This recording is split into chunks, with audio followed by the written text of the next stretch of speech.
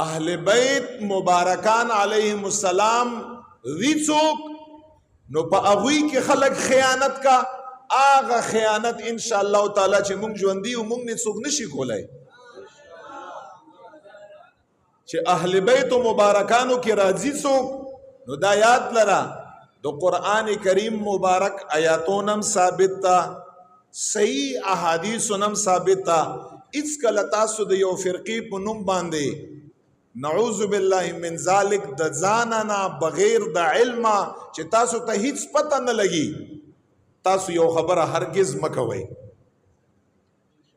چې کله تا ته په یو مسله باندې تسلی تشفی ملاو شي بیا یې وکړه صحیح تا ته پته وي ستا تحقیق وي د ستا مطالعه وي د ستا علم وي بشک بیان یې کړه ځان نه خبره مکوئ اهل بیت علیهم السلام څوک دي ډېرې خبرې به څوک کوي خدا یاد لره چې دا کومه خبره زار تکومه دا متفقه د اهل سنه و جماعه عقیده ده که دغې عقیدې نم څوک بهر شي هغه هم اهل سنه و جماعه کې بیا نه راځي دا یاد لرئ چې په ځان باندې څه نوم دي په ځان باندې د نوم کېږدي خو چې دغې عقیدې نه ووته دا موقف چې دا کوم زار ته بیانومه دا موقف د اهل سنه و جماعت دی او دا زموږ موقف دی دا د ستاسو موقف دی او هغه دا دی چې ټولې بیبیانې خبره په همدې ځای کې ده یو معهود او معلوم فرقه ازواج النبی صلی الله علیه وسلم ام المؤمنین علیهم السلام یا په یو قول باندې نه یا په یو قول باندې یولس هغه ترې نه بهر کوي چاپلارم اهل بیت نه د حضور علیه السلام بیبیانې نشي بهر کولی سورت احزاب پارا نمبر 22 آیات نمبر 33 نبی څنګه وباسي رب مترنه ندی استلی دا د اهل سنه و جماعه موقف دی چې څومره بیبیانې دي د حضور علیه السلام بیبیانې خدیجة الکبرا نه وخله تر اخر پورې څومره بیبیانې دي دا ټولې بیبیانې د حضور علیه السلام مبارک خپل اولاد مبارک فاطمه الزهرا مبارکه وعلیها السلام د حضور علیه السلام چې کوم درې بچیو چې هغه وفات شو څلوریا لورګانې دي مبارکانې دا د حضور علیه السلام بیبیانې د فاطمه الزهرا مبارکی چې کوم خپل ټول اولاد د حسنین کریمین او داغي بچیان دي آل عباس آل عقیل آل علی آل جعفر د حضور علیہ السلام مسلمانان ترونا د حضور علیہ السلام مسلمانان ترورانه د حضور علیہ السلام د فاطمه مبارک اولاد حضور مبارک خپل اولاد امهات المؤمنین چې دا څومره مایات کړه اهل سنه و جماعت دا موقف دی قرآن او حدیث نه دا خبره ثابت ده چې دغه ټول د پیغمبر علیه السلام مبارک په اهل بیت کې راځي دینه هیڅوک انکار نشي کولی ها دا د رب لا یزال هم طریقه ده چې په انبیاو کې په صحابو کې په اهل بیت علیهم السلام کې او دا د رسول الله مبارک بیان سره تعلق ساتي چې الله تعالی بعضو لا په بعضو باندې بشک فضیلت ورکړی دی دغه ټول یو برابر هغه نه دی بشک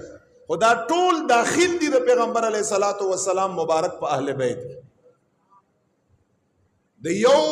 چا پشان کې نعوذ بالله څوک تنقیس نشي کولای او چې چا وک اشارتن کنایتن ظاهرتن صراحتن دا انسان اهل سنه و جماعت نه بهر دی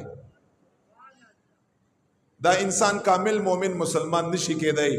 چې دغه ټول افراد او پشان کې معمولی تنقیس وکا کمای وکا نعوذ بالله من ذلک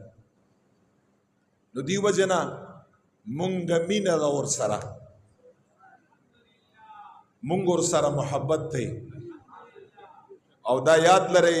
علی الاعلان مونږ دا وایو ک په اهل بیت او مبارکانو سره په مینا باندې دا علی الاعلان واوري او وی سره په مینا باندې یو انسان تڅوک رافیزی وای رافیزی شیعه ورته وای اهل بیت مبارکانو سره به مثال کې طور په ګوندې مینه نه کوي او که مینه ور سره وکړه نو ته به بیا رافضي ته به بیا شیعي که څوک را باندې دا ټاپې لګیم هغه هم واوري که د اهل بیت محبت رافضیت یې مونږ رافضان یو دا یاد لره په دغه ټکي باندې مونږ څوک اهل بیت علیهم السلام مبارک سره مینه او محبت کومولای نشي او دا غلطه خبره هم ده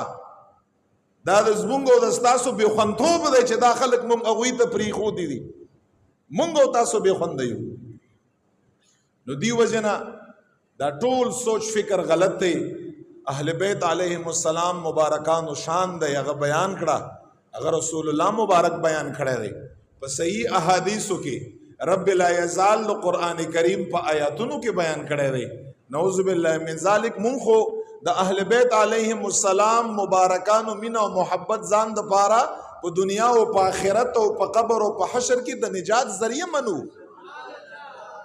د رسول الله مبارک د شفاعت ذریعہ یې ګړو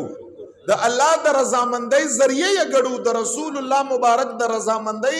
ذریعہ یې ګړو د زموږ ایمان دی څوک سوچم دا کولای شي چې اهل بیت علیهم السلام مبارکانو سره په زړه کې یا په ذهن کې نعوذ بالله داسې څه خبره براولي او دا به ځان ته مسلمان وایي دا به ځان ته مؤمن وایي دا به ځان ته اهل سنه و جماع او سنی به ځان ته وایي دی به ځان ته وایي خو الله په ذات باندې قسم چې نه دا کامل مسلمان دی او نه کامل مؤمن دی او نه دغه انسان په اهل سنه و جماعت کې سنی داخلي دی دا واوري